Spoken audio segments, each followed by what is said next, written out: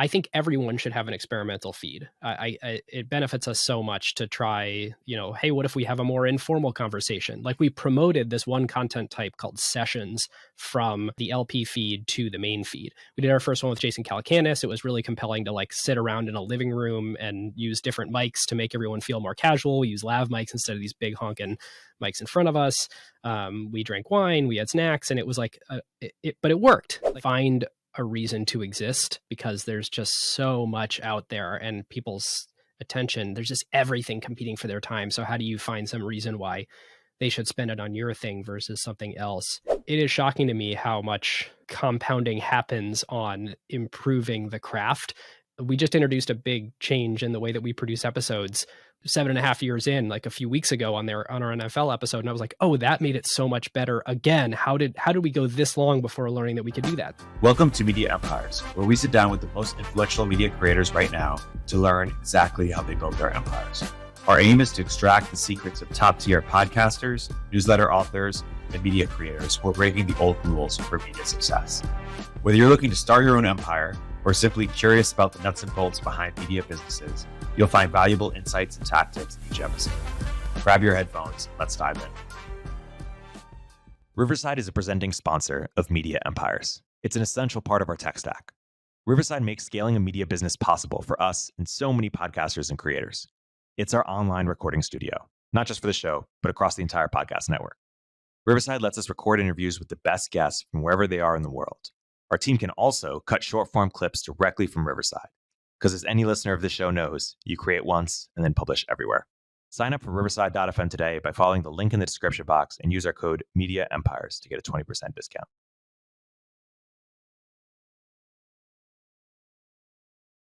Ben, welcome to Media Empires. Thanks so much for joining. Thanks for having me.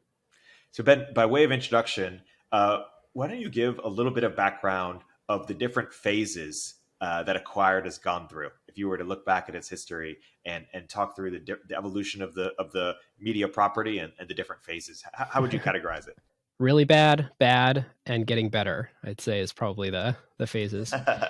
It's a great question. It started in late 2014, early 2015 as an idea that took a whole year before we recorded the first episode. It was this thing where I had met David Rosenthal at work. We both worked at Madrona Venture Group, and I was in the labs group, and he was in the, he's a proper investor. He was a principal at the time, and we just sort of wanted to form a better friendship. We felt like we had good charisma and good chemistry every time we hung out, and the podcast was a forcing function for us to do more of that. And I think, like many great adventures in life, the whole thing kind of works because of that friendship.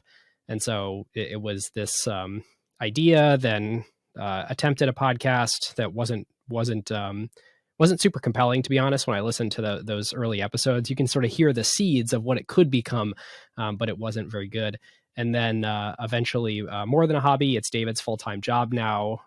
We're a top 5 technology podcast in the world on Apple and Spotify. And so there's a certain amount of bar raising that has happened with every single episode over the last 250, where we just keep trying to outdo ourselves.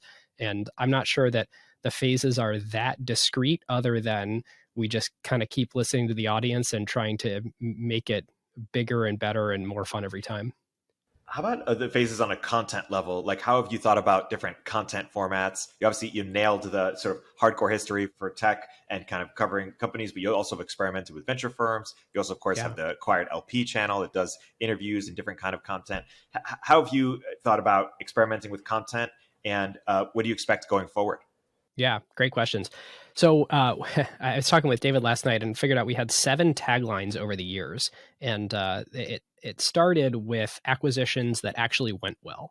And the notion was, hey, there's a lot of podcasts out there, which in 2015, by comparison to today, there were not, but it sure felt like there were. So it felt like we needed some reason for existence and some justification of our existence if we were going to do something. And so I felt like it was a compelling format to create we're going to tell a little bit of a story, and then we're going to do a bunch of analysis, and a bunch, I mean like 20 to 30 minutes.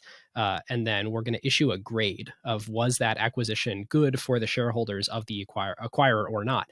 And it turned out that that actually was a pretty good format that made it so that we could do a bunch of episodes. And I think that's kind of the hardest thing in creating any indie media that you're starting from a standing start, is, can you do a bunch of it?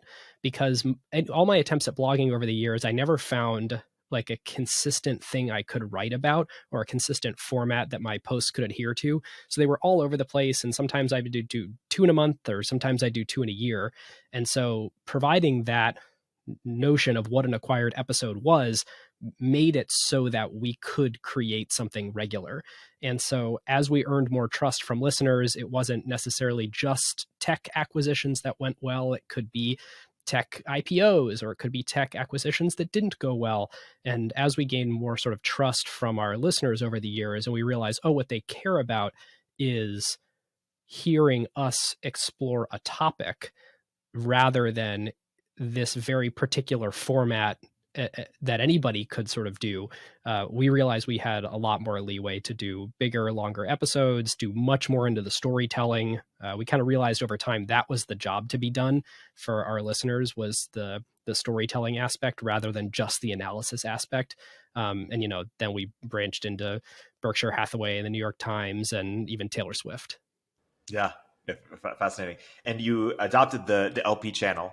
How do you think about the difference between what goes in an acquired show, what goes in the LP channel? Is that something that you'd recommend, you know, other, like, should Harry Stebbings also have an LP? Like, how do you think about that?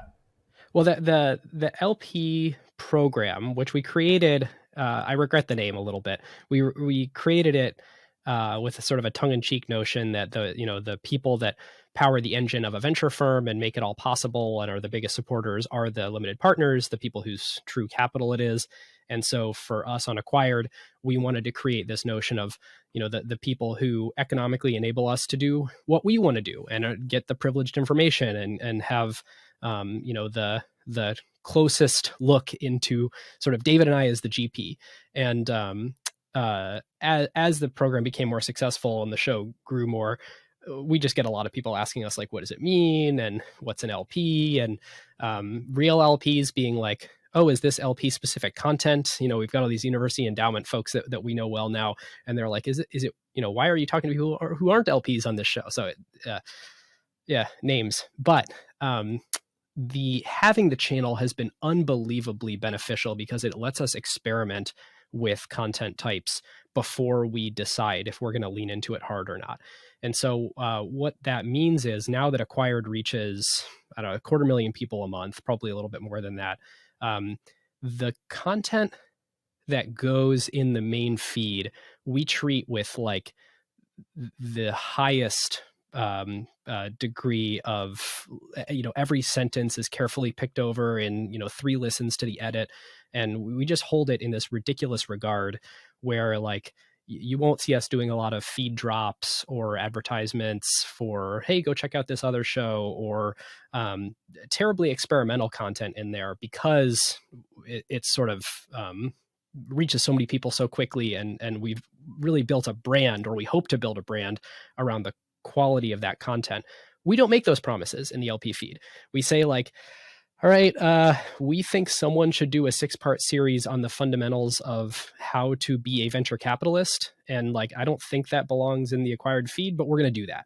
Or, hey, we want to go interview this founder who, you know, was a VP at Facebook and is starting a startup and is, like, doing some really interesting stuff at that startup. But, like, does everyone need to know about it right now? No, but, you know, we'll talk about it. We'll get into some war stories from his time at Facebook, and, you know, that'll be great content. And I think we learn from getting to do that. Not to mention it's meaningful to the business too. Totally. And so the last part of my question was, would you advise, you know, your other peers in the podcast, like, should Harry have a show, you know, or other people have kind of a similar setup, or how do you think about that? Yeah, so I think the way to analyze this is to break it into 2 parts. 1, should people have an experimental feed? And 2, should people have a paid subscription offering?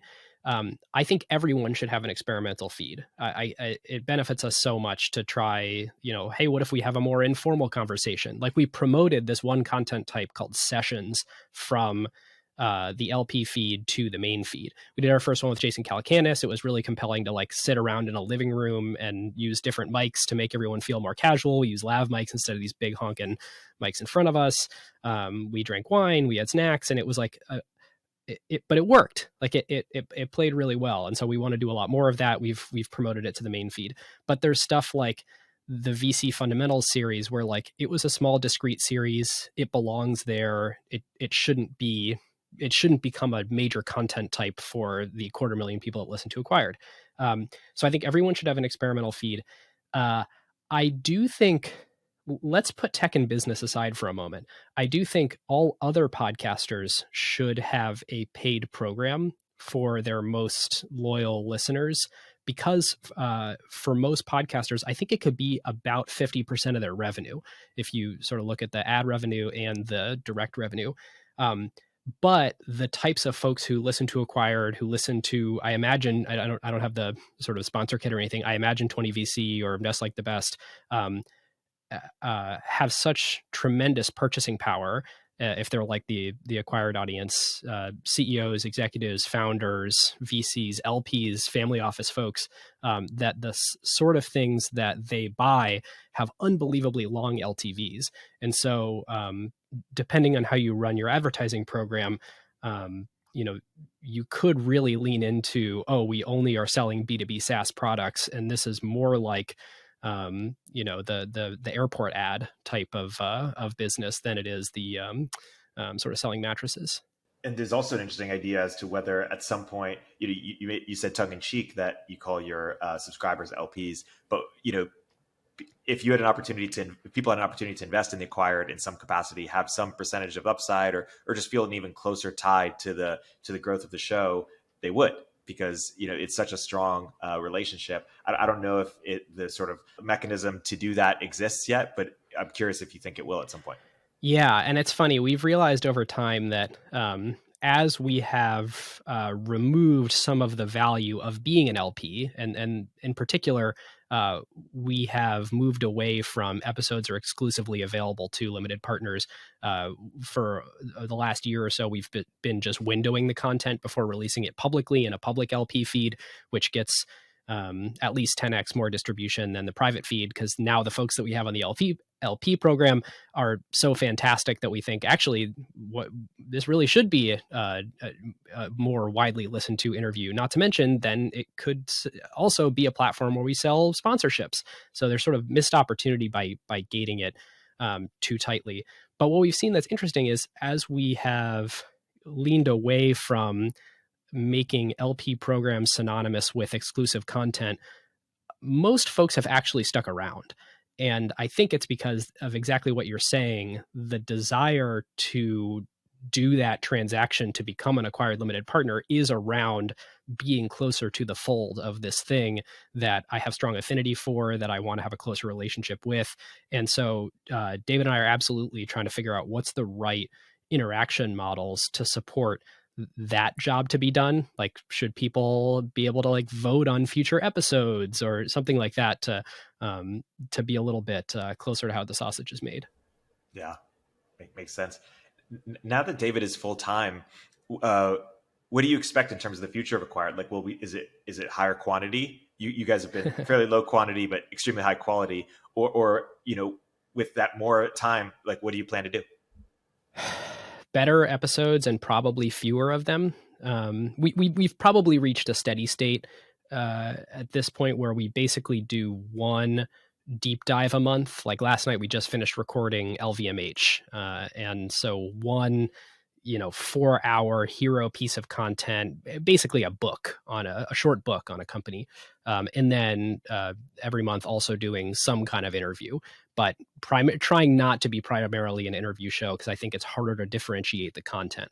And if you are going to be an interview show, like, we want the interviews you can get on Acquired to feel super different than a typical interview show. Like we want, in my dream of dreams, every interview we do is like the benchmark dinner, where it's like, holy crap, you sat down with all 5 benchmark partners at their dinner table at this sacred thing that they do, and like heard them speak, and they don't speak as a group. It's this rare thing. So that to me is sort of the goal of what the bar should be for main show interviews in the future.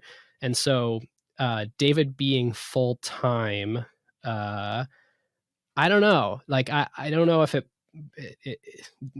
where should his more time go? Or if I have free time, where should my free time go? I think we're trying to be the Hermes, not the LVMH. And we're trying to figure out, what is how can we do sort of the fewest, very best episodes we possibly can. Yeah, I love that about your model, that it seems, much more relative to other shows. It compounds over time and people go back and listen. Whereas, I've done an interview show for a while and a number of other people have. And that same guest that I interviewed 2 years ago has been on a dozen other interview shows since. And there's just less kind of like staying power in terms of listening to it 2 years later. There are some guests, though, that, like, I was just listening to a Mark Andreessen episode that just came out this morning on a new podcast that I'd never even heard of before. And I was like, I could listen to an infinite amount of Mark Andreessen talk. He is so novel every time he shows up. And it doesn't matter who's interviewing him, because he's going to talk for 95% of the time, and it's going to be excellent. Which podcast was it? It was Lunar Society. Oh, yeah. Oh, that's fantastic. You must have a number of people who come to you and say, hey, I really admire what you guys have done. I too want to create a podcast in tech and business. What's your advice for me? What is the most common advice you find yourself giving that perhaps is not obvious in terms of how to differentiate or what the opportunity is or things to know? Yeah. Well, it's interesting. I think I'm not sure I have something novel to say here. I think the most obvious thing is find a reason to exist, because there's just so much out there and people's attention. There's just everything competing for their time. So how do you find some reason why they should spend it on your thing versus something else? 2 things that I do find myself giving as advice fairly often. One is, you don't have to be better. You just have to be different consistently. And what I mean by that is, the internet now has 3+ billion people on it. And so if you start something and put your flag in the ground and say, I'm different in this way, and you do it for an infinite amount of time, and you have a decent way to market it to get the word out. I mean, the better you are at marketing, the less time theoretically it should take, and hopefully it doesn't take an infinite amount of time. But the people who opt into your brand of weird will find it.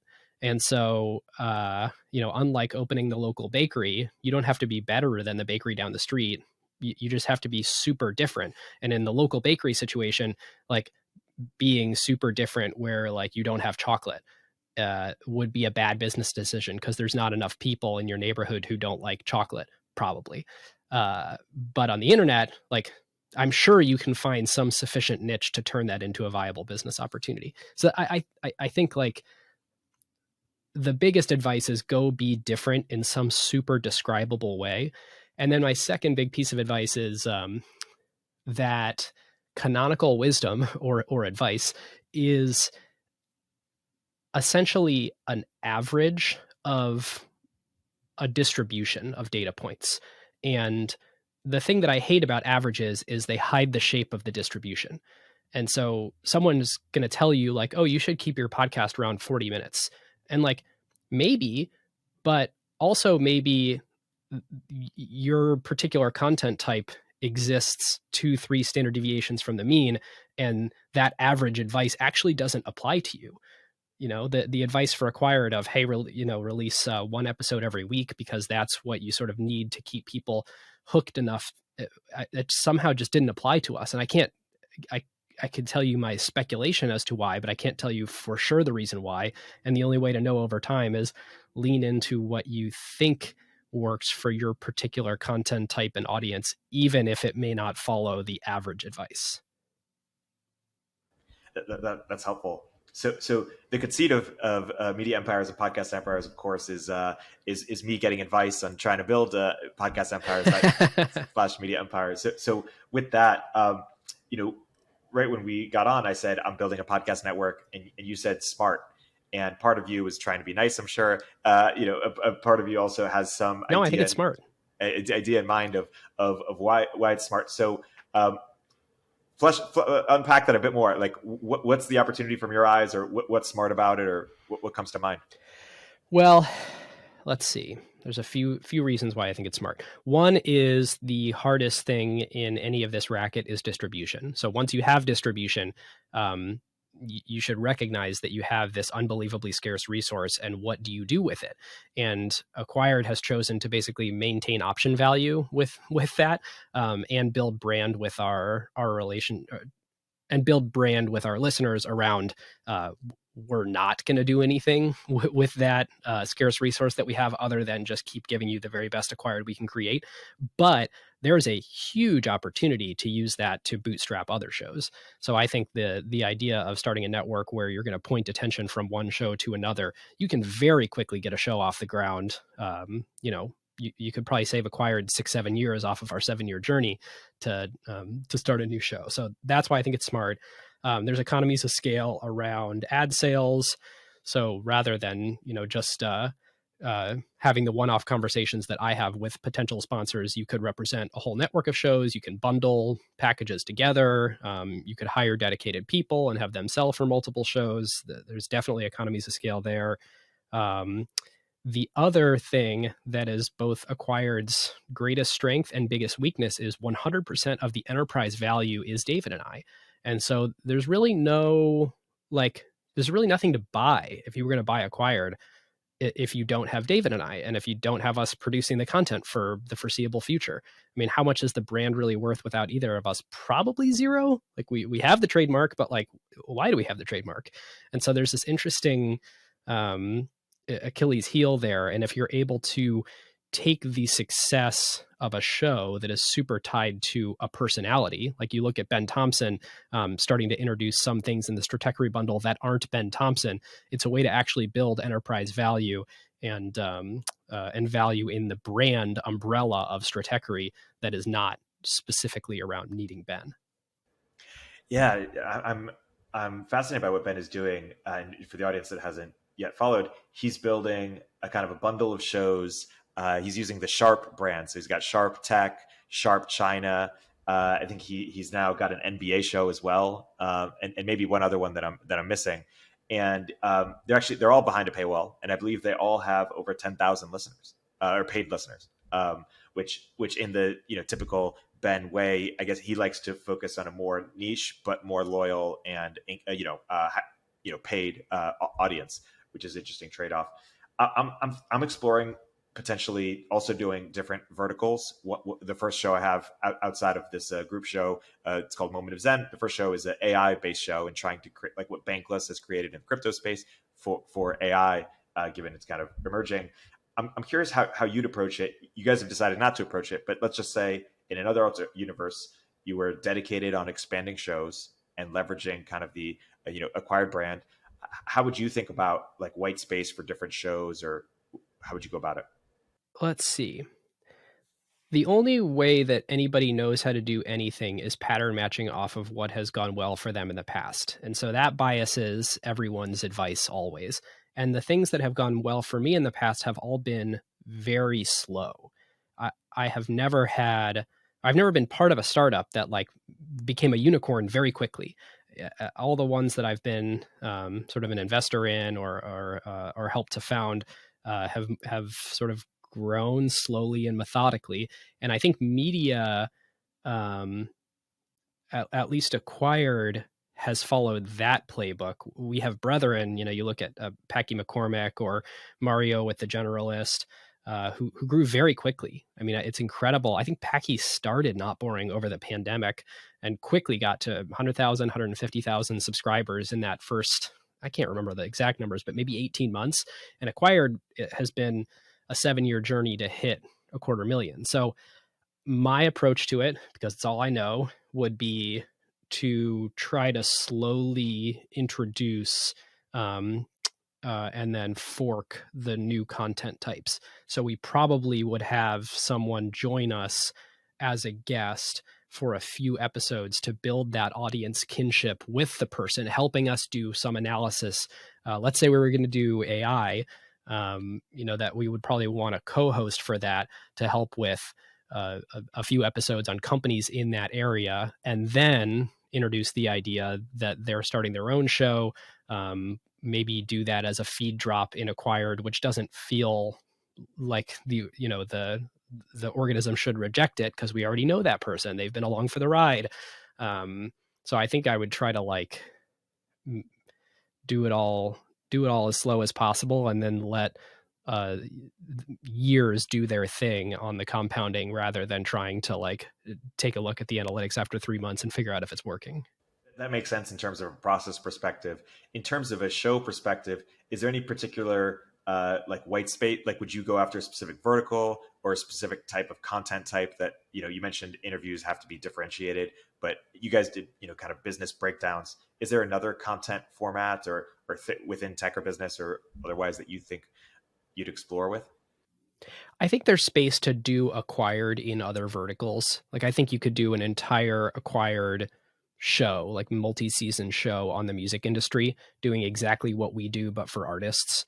I think it actually works in any creative endeavor because every creative endeavor is a hero's journey.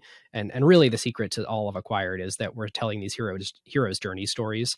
And really the funniest thing is that I finally realized is we are always telling the story of a 4 standard deviation outlier. And so you kind of can't pattern match off of the success because they have survivorship bias. We're not telling the story of all the people whose names you don't know. And there was, in any given distribution of a sufficient number of data points, there was bound to be a 4 standard deviation event. And so whatever end up becoming that event, I'm not saying it's all luck or anything. It's some combination skill and luck. We're going to tell the story of that event. And there's lots of other areas other than business where that phenomenon also exists. And music is the first one that comes to mind because our Taylor Swift episode was so phenomenally successful and very, very fun to do. So you could imagine for filmmakers or chronicling a movie or, going behind the scenes of how movies got made, things like that, I think would also do well. Yeah, that's fascinating. You can even see in the Colossus Empire, the Founders podcast also does deep it's dives. So good. Yeah.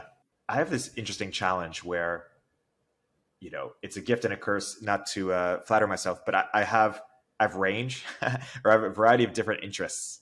The concern I have is that I have different interests that might not appeal to the same audience. And so my instinct is to create these different shows. But then, of course, it's harder to make any individual show big. So this show, for example, Media Empires, I think it's a niche show. It's interesting to people who really care about creating these media empires or who are super fans of them. It's not a massive show. And then I have other, I would like to create a show like Patrick O'Shaughnessy or Higher Stebbings that's something in tech, but I also have different interests around what's happening in culture or politics. And so I'm tempted partially to be like the Eric Thornburg show and its umbrella for everything I'm interested in. I'm also tempted to say, hey, no, this is the investor show. This is the media show. This is the AI show. But then I don't really get the returns to scale. Any advice on dealing with this this predicament, so to speak? Yeah, time heals it. I mean, it just time is what allows you to have lower growth coefficients if you're willing to give things more time. So I think you're describing the Tim Ferriss phenomenon where, I don't listen to every episode of the Tim Ferriss show, but I know if something that I care about or someone that I care about is on Tim, he's going to do an incredible job of pulling insights out of that person or discussing that topic. And I think, when did Tim come out with 4-Hour Work Week? It was like 2005 or 6 or something like that.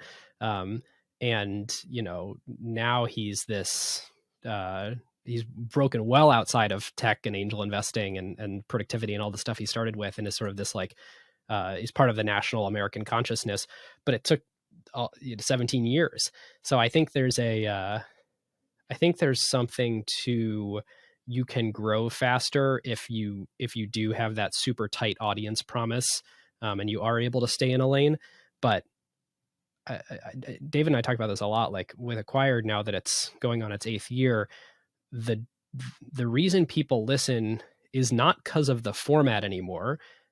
It is some part because of the storytelling and the depth and the type of content, but it's just as much around being friends, and I'm using friends sort of in quotes, but being friends with David and I. And so we get a lot more latitude on what we can cover.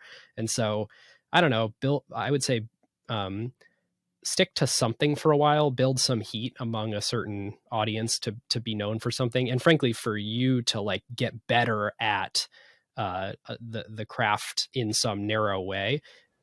I'm not saying like you're not great now. Yeah. I love listening to some of your episodes, and I don't mean to at all imply that like it's not already great, but like it is shocking to me how much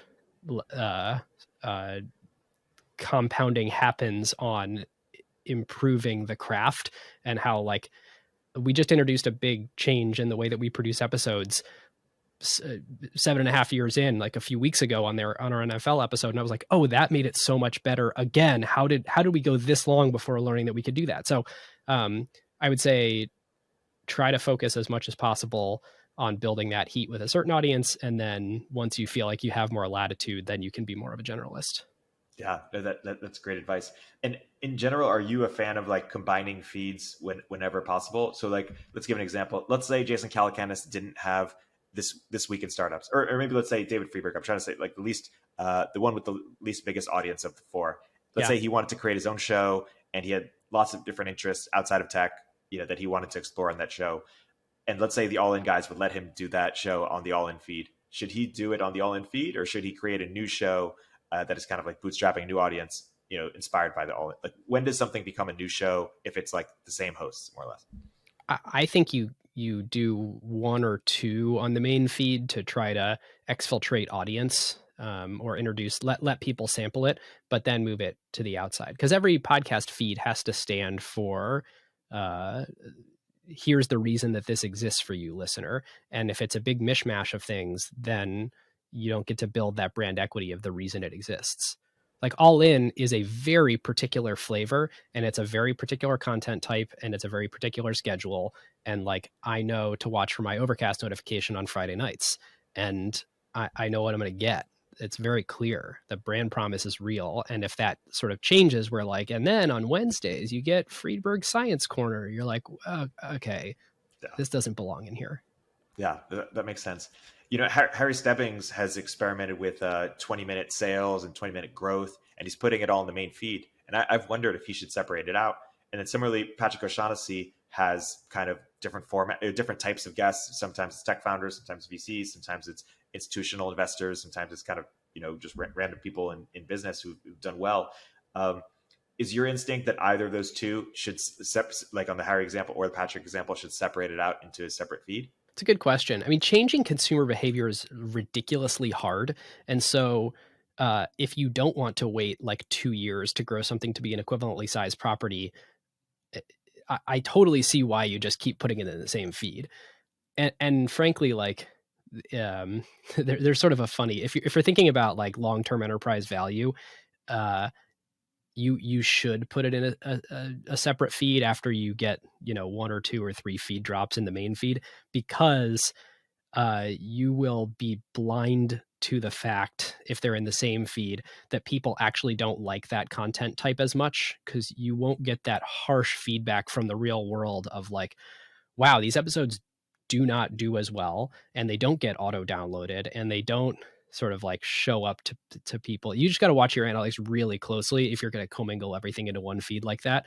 And if what you want to do is build an empire of like the very best content across a variety of disciplines, then I don't know, you should certainly let your network do the work for you of benefiting each other at the get-go. But at some point, every content type does need to stand on its own and justify its existence. And there's a balance. I mean, I'm being extra persnickety because that is my sort of personality type, is to be to a flaw to be overly a purist about things. But I noticed that like some people don't cross promote enough. I follow Litquidity on Instagram, and somehow I didn't know about this really good finance newsletter, Lit. I don't remember exactly what it's called, but I started subscribing to it like a week ago, and there's a whole bunch of earnings call stuff and finance headlines that I wouldn't otherwise see. And I was like, how does this exist from Litquidity, this thing that I thought I followed the primary account of, and I am the perfect consumer of this information, but its existence somehow never reached me. And so there's, I think people are, or at least I tend to be too shy about leveraging the distribution I have to build something else up. You mentioned, acquired a top 5 podcast. I'm curious, what are the other podcasts kind of in your lane? And I'm curious if in 3 years from now, basically, like, are we early in podcasts or are we late in podcasts? In 2015, you thought it was late, but it was early. In that 3 years from now, is that list going to look different? Is it like VC where the best ones are always the, Sequoia, et cetera? How do you think about that? Good question. We are certainly, as we record this in February of 2023, in some phase of bubble burst and consolidation. There was a bunch of data that came out recently about the pace of new podcasts has slowed. I do think it's harder to break through now. It's one of these interesting things where theoretically on the internet, it should be all content should be the most democratized. You should have the longest tail because anybody can, use cheap hardware and put something out there. And at the same time, it enables these ridiculous scale winners. And I think in podcasting, what we're seeing right now is there was a wild west of a whole bunch of people starting stuff. Everything was overcapitalized. I mean, the fact that Wondery raised the money that it did and Spotify did the deals that they did, there was just a lot of money sloshing around in podcasting. And so you had a lot of excitement causing people to create more content than we really had attention for in the world. And now that interest rates are up and cash is pulling back and people are having to spend more time on their day jobs, and a lot of other economic and lifestyle realities are setting in, the tide's going out. And so there's the whole Buffett line about you get to see who still has their shorts on. And it kind of applies here. Like, it's not like, oh, these podcast companies are massively in debt and can't make their debt service the way that you would see it in a Buffett context. But you do sort of see it in a, is there actual audience love there? Or did that exist purely in an environment where people didn't have to love podcasts that much for podcasts to need to keep existing? So all this to say, I think the barrier to entry has gone up. I think the expectation of a level of quality has gone up. There's a reason why you're doing several of these interviews before you even launch the podcast and sort of refine it and launch the network. There's a professionalization happening among advertisers. The tooling's getting better. Spotify is a major player in podcasting now and centralizes a lot of this, especially on the ad side. There's so many podcasts that opt into Spotify's ad network. So I would describe it as Spotify hopes to do to audio what YouTube did to video. I think we're not. I think we're maybe 15 years behind there. And, it would be excellent for Spotify if they actually could pull that off. I think it's going to be hard for a variety of reasons, but I would say we're maybe like 2009 of internet video right now. Given all that's happened since 2009 in video, that's an inspiring and empowering note to end on. Ben, thanks so much you've given me a lot of advice, and all the listeners who are thinking about creating something as well, a lot of advice as well. Thanks so much for coming on. And I highly recommend, if people haven't checked out, not just Acquired, but the Acquired LP feed. I'm happy to be an LP. I've listened to almost all the LP shows as well. Some really great stuff. So thanks, Ben, for kind of, not only sharing your advice, but also your example of raising the bar of what's possible. Thanks so much, Eric. Riverside is a presenting sponsor of Media Empires. It's an essential part of our tech stack. Riverside makes scaling a media business possible for us and so many podcasters and creators. It's our online recording studio, not just for the show, but across the entire podcast network. Riverside lets us record interviews with the best guests from wherever they are in the world. Our team can also cut short-form clips directly from Riverside, because as any listener of this show knows, you create once and then publish everywhere. Sign up for Riverside.fm today by following the link in the description box and use our code MediaEmpires to get a 20% discount.